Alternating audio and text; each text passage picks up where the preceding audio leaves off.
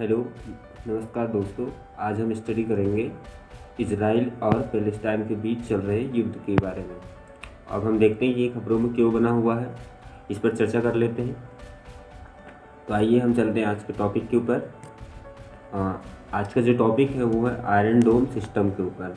अब ये आयरन डोम सिस्टम है क्या, तो इसके विषय में हम देख लेते हैं। दोस्तों, हम आयरन डोम सिस्टम को जानने से पहले हम इजराइल और पैलेस्टाइन की कुछ वॉर कंडीशन क्या चल रही है उसके बारे में रिसर्च कर लेते हैं, स्टडी कर लेते हैं। तो आपने अभी कुछ समय पहले न्यूज़ में पढ़ा होगा कि पैलेस्टाइन और इजराइल के मध्य वॉर चल रहा है।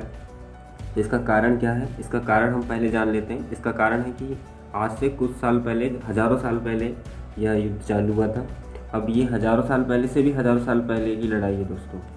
इनकी लड़ाई का मेन कारण क्या है? मेन कारण है कि जो जीसस है उनका जन्म जिस परिवार में हुआ था वो फैमिली थी ज्यूस, और इनको जो मानते थे वो रिलीजन था क्रिश्चियन।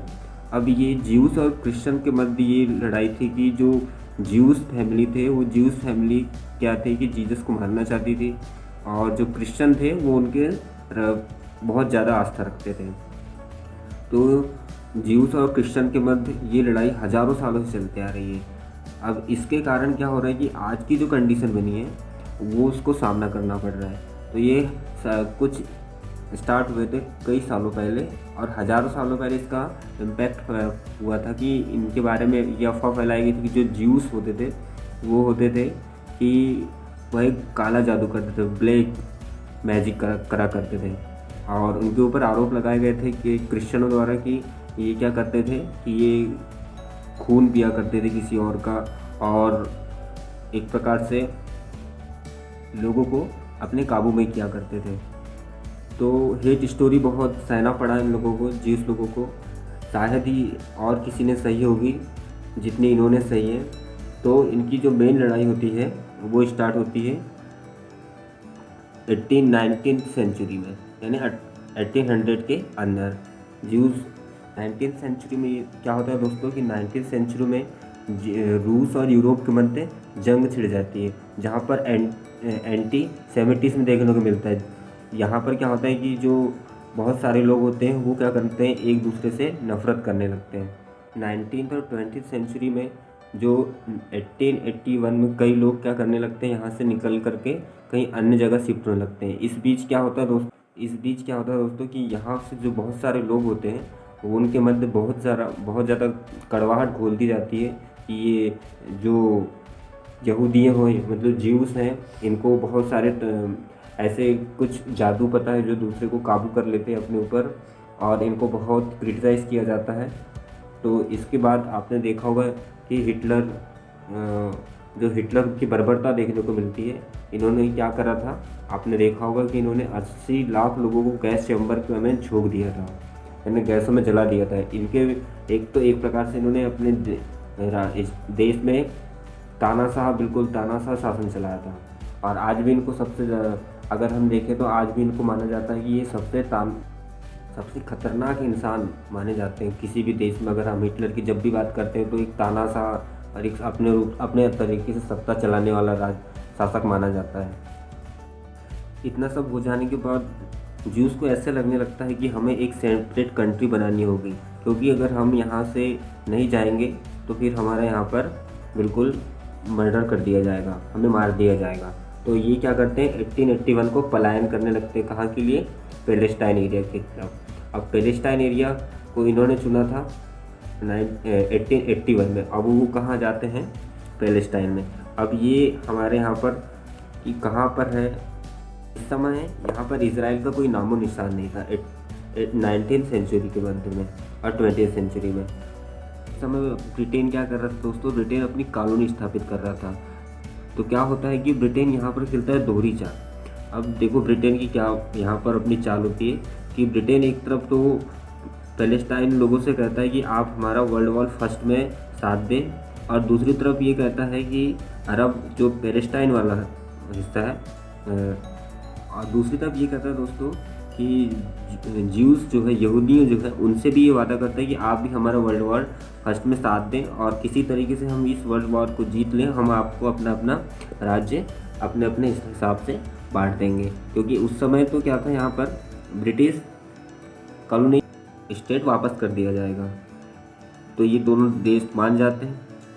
लेकिन यहाँ पर क्या होता है कि ऑटोमन एम्पायर पर ब्रिटिश तो कब्जा कर लेती है, लेकिन ये क्या करती है कि ये ब्रिटिश इनको दोनों को अपना अपना हिस्सा डिवाइड नहीं कर पाती और 1918 से लेकर के 1948 तक पूरा जो पैलेस्टाइन वाला एरिया है वो किसके हाथ में रहता है? वो ब्रिटिशर्स के हाथ में रहता है दोस्तों।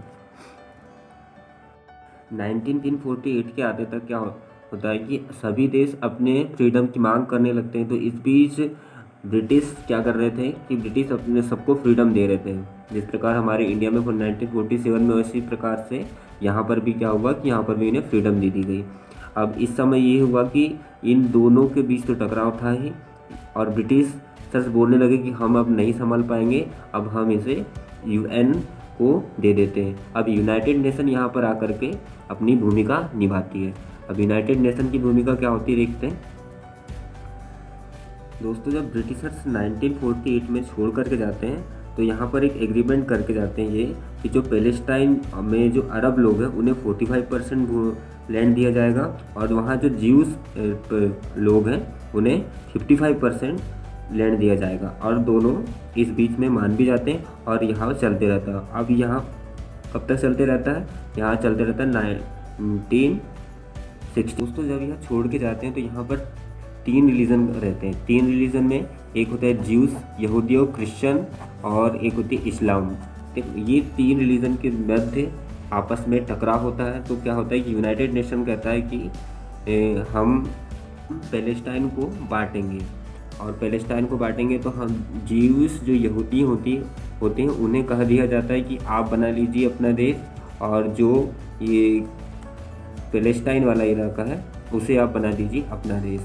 ठीक है। तो ज्यूस मान जाता है और जो वहाँ के इस्लाम होते हैं वो नहीं मानता। तो ज्यूस जो मान जाता है वो पहली बार बनाता है 1949 में इजराइल देश के नाम से जाना जाता है ज्यूस की आबादी के कारण। ठीक है। और इस्लाम यूनाइटेड नेशन के इस फैसले से खुश नहीं होता है। उन्हें लगता है कि ये जो ब्रिटिशर्स बांट के जा रहे हैं और यूनाइटेड नेशन के अंदर जो है ब्रिटिशर्स बैठे हुए वे चाहते हैं कि इजराइल को, उसने इजराइल नाम दिया है, हम इसको इजराइल नाम नहीं देने देंगे और ये हम इसे नहीं मान। इस कारण क्या होता है दोस्तों कि 1948 में फर्स्ट अरब और इजरायली वॉर होता है। अब 6 देश मिलकर के हमला कर देते हैं इजराइल के ऊपर। ठीक है। तो अब ये अरब देश कौन कौन से हैं? ये अरब देश हैं इजिप्ट, जॉर्डन, सीरिया और लेबनान। ये 6 देश। अब क्या इससे पहले क्या होता है कि वहाँ जो ज्यूस है इन्होंने बहुत सारी यातनाएं सही होती हिटलर के समय में। तो इन्हें लगता है कि अपने आप को तो हमें बचाना होगा, तो ये जंग लड़ते हैं और ये जंग जीत भी जाते हैं, इन 6 देशों को हरा देते हैं। तो ये अरब देश मिलकर के इन्हें लगता है कि ये छोटे से लोग हमें, हमारे अरबों देश रह करके, इतने सारे देश रह करके, तो इनको एक प्रकार से ठेस पहुँचती कि हम कैसे हार सकते हैं। और इसे कहा जाता है फर्स्ट इंतफादा। इस वर्ल्ड वार का नाम लिया जाता है फर्स्ट इंतफादा। यहाँ पर इजराइल जीत जाता है। अब इसके बाद क्या होता है दोस्तों कि 1949 में जो एरिया फिलिस्तीनों के पास जाना था, पैलेस्टाइन के पास जाना था, वो एरिया भी अब इजराइल के पास जाता है। तो जो गाजा वाला एरिया है वो किसके पास चले जाता है? वो इजिप्ट के पास चले जाता है। और जो वेस्ट बैंक वाला इलाका है वो किसके पास चले जाता है? वो जॉर्डन के पास चले जाता है। ठीक है। जिस कारण से क्या होता है कि यहाँ पर जो फैसले लेते हैं ना वो बहुत ख़तरनाक होते हैं। अब जो ज्यूस आबादी रहती है वो तो इजराइल में रहती है। अब जो पैलेस्टाइन वाले लोग थे ना, वो जो पैलेस्टाइन वाले लोग थे जिन्हें 45% लैंड दिया गया था, उसमें से भी आधा हिस्सा तो जॉर्डन ने ले गया, आधा हिस्सा इजिप्ट ने ले गया, आधा हिस्सा सीरिया ने ले गया। अब बचा क्या इनके पास? तो बचा क्या? तो यहाँ पैलेस्टाइन लोगों के पास कुछ नहीं बचता। ये जो पैलेस्टाइन, यहाँ पर 7 लाख पैलेस्टाइनी लोगों को क्या करना पड़ता है, एक प्रकार से अपने ही देश में रेफ्यूजी बनना पड़ता है। अब अपने ही देश में रेफ्यूजी बनना पड़ेगा। अब ये जो 7 लाख लोग होते हैं, ये कुछ पैलेस्टाइन लोग ये कहाँ रहने लगते हैं, ये कुछ वेस्ट बैंक में रहने लगते हैं, कुछ गाज़ा में रहने लगते हैं और कुछ अरब चले जाते हैं, जहाँ पर जिसे गोल्डन हाईवे कहा जाता है। अब इस कारण से क्या होता है कि इनकी जनसंख्या रिफ्यूजी मतलब शरणार्थी के रूप में अपने ही देश में शरणार्थी बन जाते हैं दोस्तों। अब क्या देखते तो 1964 में PLO बनता है, पैलेस्टाइन लिबरेशन ऑर्गेनाइजेशन। इनका एक नारा रहता है कि हथियार उठाकर आगे आना। अब भैया ये भी तो कहीं ना कहीं इस्टेब्लिश रहेंगे ना, तो इनको भी ऐसा लगता है कि हमारे देश में हम कैसे रहेंगे, शरणार्थी बनकर रह सकते हैं। तो ये वो सोचते हैं कि चलो हथियार उठाओ और आगे बढ़ो। तो फिर क्या होता है इसके बाद होता है 1967 में 6 डे वॉर होता है, जिसमें इजराइल 1967 में इजराइल अटैक करता है इजिप्ट पर, जॉर्डन पर और सीरिया पर। जो इसके बाद क्या करता है इजराइल 1967 में इजिप्ट, जॉर्डन और सीरिया ने जो जगह अपने कब्जे में ली थी उसे वहाँ छुड़वा लेता है, और जहाँ पर इनका कब्जा था जैसे ईस्ट बैंक वाले इलाके में और गाज़ा पर और गोल्डन हाई पर, उसको अपनी ओर जीत लेता है, हथिया लेता है और अपने काबू में कर लेता है। अब जो इलाका ईस्ट बैंक, गाज़ा और गोल्डन हाई वाला इलाका है, वहाँ पर इजराइल ज्यूस मतलब यहूदियों को इस्टेब्लिश करता है अपने अनुसार। तो 1973 में जो अरब देश होते हैं, अरब देश फिर मिलकर के इजराइल पर अटैक करते हैं, फिर अटैक करता है और फिर जीत जाता है। दोस्तों अब बात आती है 1994 में, जहाँ पर गाज़ा वाले इलाके में इजराइल का कब्जा है। वहाँ पर इजराइल सरकार कहती है शांति के रूप में कि वहाँ इलाका हम पैलेस्टाइन को दे देंगे, और पैलेस्टाइन के लीडर से PLO से बात करी जाती है और शांति बनाने की बात होती है। अब वहाँ पर कहा जाता है कि पैलेस्टाइन लोग अपना सेल्फ रूल इस्टेब्लिश कर सकते हैं। इस तरीके से गाज़ा वाला इलाके में पैलेस्टाइन लोग निवास करने लगते हैं 1994 के बाद।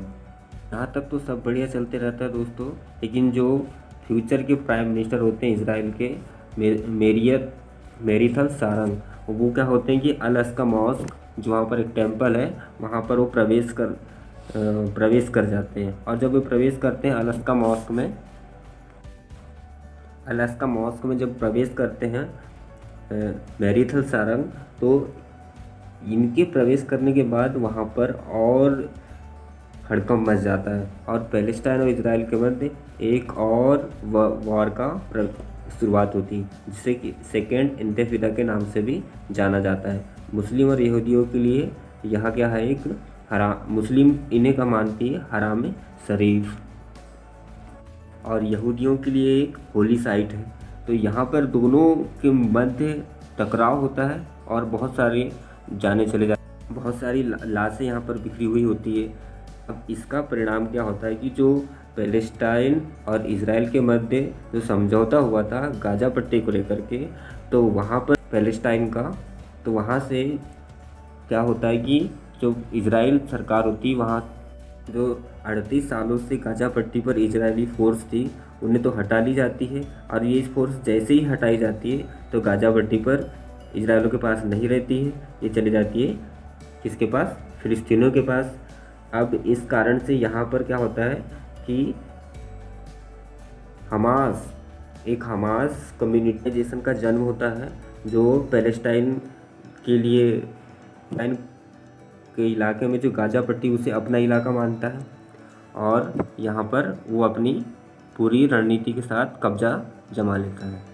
उसके बाद हमास चुनाव भी लड़ता है, जिसे टेररिस्ट ऑर्गेनाइजेशन कहा जाता है, और चुनाव में जीत भी जाता है काफ़ी अच्छे वोटों के साथ, अपनी पार्टी बना लेता है। लेकिन ये बात इजराइल को अच्छी नहीं लगती, और इस कारण से फिर इनके दोनों समुदाय में विवाद और युद्ध की स्थिति आ जाती है। इस कारण हर कुछ ना कुछ कारण से यहाँ पर युद्ध होते ही रहते हैं।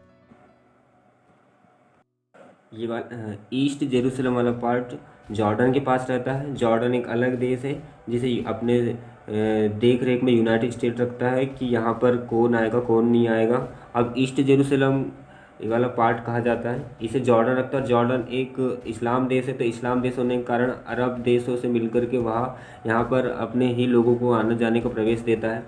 तो आप देख रहे हैं यहाँ पर क्या क्या चीज़ है। डेम ऑफ रॉक है, और हॉली वॉल है, और अलास्का मॉस्क है। तो ये तीनों रिलीजन के लिए मोस्ट इम्पॉर्टेंट साइट है। तो यहूदियाँ इसे टेंपल मॉस्क कहती है। ठीक है, अब टेंपल मॉस्क इम्पॉर्टेंट क्यों है इनके लिए, क्योंकि यहाँ पर क्या हुआ था कि हिब्रू बाइबल में लिखा गया है कि फर्स्ट टेंपल माना जाता है किसको, अलास्का मॉस्क को हिब्रू बाइबल में फर्स्ट टेंपल माना जाता है, जिसे किंग सोलोमन ने 1950 बीसी में बनाया था। ये इनका कहना है, इस्लाम ठीक है, सॉरी, यहूदियों का। फिर इस्लाम में मान्यता है, इस्लाम वाले लोग मानते हैं कि जो जेरूसलम है, जो पृथ्वी में वह अंतिम स्थान है जेरूसलम, जहाँ पर पैगंबर मोहम्मद ने 1932 एडी में अपनी मौत के बाद बुराक नामक व्यक्ति के साथ यहाँ पर आए थे, और यहीं से वह स्वर्ग यानी हेवन की ओर चले गए थे। ठीक है, अब इस्लाम में क्या मान्यता है कि मक्का और मदीना के बाद यह ऐसा थर्ड होली साइट माना जाता है। Third Holi site most important है, यह मक्का और मदीना के बाद सबसे पवित्र होली साइट मानी जाती है। तो इसकी बड़ी मान्यता है, और इसी के कारण यहाँ पर झगड़ा हो रहा है, यहाँ पर वॉर चल रहा है कि किसका किसका राइट होगा। काफ़ी पुराना बैकग्राउंड होने के कारण बहुत सारे झगड़े देखने को मिलते हैं हर ईयर। अभी रिसेंटली भी यहाँ पर झगड़े हुए हैं, और जिस कारण से आज की कंडीशन में काफ़ी सारे रॉकेट्स इनके ऊपर छोड़े जा रहे हैं। ये आप देख पा रहे हैं, डोम ऑफ रॉक है। बहुत ज़्यादा लड़ाइयाँ हो रही है यहाँ पर, और बहुत सारी जान जा रही है, और बहुत क्षति पहुँच रही है। छोटे छोटे बच्चे आज की कंडीशन में मारे जा रहे हैं यहाँ पर। तो शायद कोई ना कोई देश इनके बीच आकर के अगर शांति वार्ता की बात करें तो यहाँ युद्ध रुक सकता है। भारत ने भी अपना फैसला दिया है दोस्तों कि भारत के फॉरेन मिनिस्टर और फॉरेन स्टाफ ने बोला है कि हम पैलेस्टाइन के साथ खड़े हैं, क्योंकि पैलेस्टाइन यहाँ पर पहले से इस्टेब्लिश है। तो हम इजराइल के साथ खड़े नहीं हैं, इजराइल का साथ छोड़ दिया, क्योंकि हमारे प्राइम मिनिस्टर इससे पहले जब 2014 में इजराइल का दौरा कर चुके हैं, तो वहाँ पर उनका अच्छे से स्वागत किया गया था। लेकिन आज की कंडीशन में अगर हम देखें तो पैलेस्टाइन के साथ सभी बहुत सारे देश खड़े हैं, तो इस वजह से भी शायद भारत का यह पक्ष हो सकता है। अब इस पर यूएन सरकार यहाँ पर यूनाइटेड नेशन के जो इंटरनेशनल कोर्ट ऑफ जस्टिस है, उन्होंने भी कह दिया है कि इजराइल की यहाँ पर कोई लीगल वैलिडिटी नहीं होती, और इन्होंने भी एक एक्ट के तहत, रेगुलेशन एक्ट 446 के तहत कहा है कि यहाँ पर इनकी कोई लीगल वैलिडिटी नहीं है इजराइल की। मतलब ये पैलेस्टाइन के पक्ष में निर्णय दे रहे हैं। फिर इससे पहले और एक इंटरनेशनल लॉ है जो 9 जुलाई 2004 में पास किया गया था। इसमें भी कहा गया था कि यहाँ पर लीगल राइट पैलेस्टाइन को दिए जाएंगे। फिर एक और रिपोर्ट आई 2007 में 2007 में यूनाइटेड नेशनल सिक्योरिटी काउंसिल ने भी बोला है कि जो इजराइल कर रहा है वो बहुत गलत है, हम इसके खिलाफ जाते हैं। फिर अभी की रिपोर्ट है 2021 में ह्यूमन राइट वॉच जो एक कमेटी है, उसने जो बोला कि इजराइल जो कर रहा है यह मानवता के खिलाफ है, ह्यूमैनिटी के खिलाफ है, एक क्राइम है। ये सब बहुत सारी रिपोर्ट्स है, लेकिन इजराइल यहाँ पर किसी की सुनता तो दिखना है, यहाँ पर वो किसी की मानता नहीं दोस्तों। इजराइल का सुप्रीम कोर्ट, भारत का सुप्रीम कोर्ट तो कभी अपने देश के खिलाफ नहीं जाता, लेकिन इजराइल का सुप्रीम कोर्ट तक वहाँ के खिलाफ जा रहा है, और उन्होंने कह दिया कि आप जो कर रहे हैं ये बहुत गलत है। और वहाँ की एक जो नाइन्थ बेंच जजमेंट है जिसमें 8-1 का फैसला आया है, और 8-1 के फैसले में भी उन्होंने कहा है कि आप जो कर रहे हैं इसमें 8 जो मेन जज हैं उन्होंने भी सहमति दी है कि आप गलत हैं। अपनी जो सरकार के खिलाफ इन्होंने बहुत बड़ा एक प्रकार से एजेंडा खोल दिया है कि ये आप जो कर रहे हैं ये गलत है। लेकिन इजराइल अपने लोगों की, अपने जज की नहीं सुन रहा है, इतने यूएन सिक्योरिटी काउंसिल की भी नहीं सुन रहा है, और एक प्रकार से अपने ही मनमानी करके अपना राज इस्टेब्लिश कर रहा है। और रिसेंटली झगड़े का कारण हम देख लें तो वहाँ के जो प्राइम मिनिस्टर है बेंजामिन नेतन्याहू, उन्होंने क्या करा है कि वहाँ के जो प्रॉपर्टी राइट जो उनके पास नहीं थे उनको अपने कब्जे में ला करके अपने ही अनुसार बिल पास कर दिया है, और अपने अनुसार बिल पास करके क्या करा है कि वहाँ अपने ही लोगों को बसा रहा है। वहाँ की अगर हम बात करें तो ईस्ट जेरूसलम में अलग लॉ है और वेस्ट जेरूसलम में अलग लॉ। ऐसा तो नहीं होना चाहिए ना। अगर इज़राइल है तो सभी जगह एक सा कानून लाना चाहिए। दोस्तों मेरा भी ऐसा पर्सनल मानना है कि जो देश पहले था ही नहीं, इज़राइल जो पहले था ही नहीं, वो बाद में आकर के कब्जा कर के अपना देश बनाता है और देश बना करके वहाँ पर अपना हक जमाता है। तो इस तरीके से जो वहाँ के जो पुराने लोग हैं वो कहाँ जा कर के रहेंगे। इस वजह से भी हमें पैलेस्टाइन के साथ खड़ा होना चाहिए। और आप इन दोनों के मध्य जो वॉर चल रहे हैं, युद्ध चल रहे हैं, जो रॉकेट छोड़े जा रहे हैं, उस पर क्या विचार देना चाहेंगे और शांति वार्ता के लिए क्या पहल करना चाहेंगे, आप कमेंट बॉक्स में लिख करके बता सकते हैं। हमने जो टॉपिक शुरू किया था दोस्तों, आयरन डोम सिस्टम, तो आयरन डोम सिस्टम जो इजरायली सेना अभी यूज़ कर रही है अपने लिए, इजरायली सेना के पास है आयरन डोम सिस्टम। आपने देखा होगा कि काफ़ी यहाँ पर टेक्नोलॉजी बेस्ड है। इजराइल काफ़ी देशों से आगे निकल चुका है टेक्नोलॉजी के क्षेत्र में। तो इसने क्या किया है कि जो गाज़ा पट्टी से रॉकेट छोड़े जा रहे हैं दोस्तों, उस गाज़ा पट्टी से जो रॉकेट आ रहे हैं उनको ये जो डोम आयरन डोम सिस्टम है वो क्या करता है, वो ऊपर के ऊपर ही तबाह कर देता है। मतलब जो नीचे आने की कैपेसिटी होती है, मतलब जो लोगों पे गिरने वाले होते हैं वहाँ पर, उन्हें वो नहीं गिरने देता। तो इस पर क्या 3 कारणों से होते हैं। तो ये क्या करता है, ये रेडार को पकड़ता है, अल्ट्रावायलेट किरणों से रेडार को पकड़ लेता है और वो जो रॉकेट होते हैं उन्हें ऊपर ही ब्लास्ट कर देता है। ठीक है, तो ये आप देख पा रहे होंगे। तो ये इजरायली सेना टेक्नोलॉजी में बहुत आगे निकल चुकी है। अब इसमें कहा गया कि जो आयरन डोम सिस्टम है ये बैटरी से कंसंट्रेट चलता है, लॉन्चर्स को इंस्पेक्शन करता है और वहीं पर डिस्पैच कर देता है। ये क्या करता है, टारगेट जो होते हैं, टारगेट को एयर टू एयर डिस्ट्रॉय कर सकता है, इतनी कैपेसिटी होती है। एक होता है आई डोम और एक होता है सी डोम। आई डोम मतलब एयर पे ही, जो इसे एयर पे कर सकते हैं, और ये सी डोम मतलब ये मरीन वाले इलाके में, ज़्यादा जो नेवल वाले इलाके में होते हैं वहाँ पर यूज़ किया जाता है। अब बेनिफिट हम देख लें दोस्तों, तो बेनिफिट ये है कि मतलब अगर जहाँ पर जनसंख्या रह रही है, उस जनसंख्या में अगर रॉकेट गिरने वाला है तो उसे अगर हम पहले ही रोक दें, ऊपर ही रोक दें, तो हमारी जो आबादी उसे बहुत कम क्षति पहुँचेगी और हमारे नुकसान, हमारे जो बहुत सारे इंफ्रास्ट्रक्चर है उन्हें बहुत कम क्या होगा, हार्म पहुँचेगा। सो दोस्तों मेरा यह लेक्चर आपको पसंद आया होगा, तो मेरे इस लेक्चर को वाइडली शेयर करें, सब्सक्राइब करें और लाइक करें। सो गुड बाय दोस्तों, थैंक यू वेरी मच।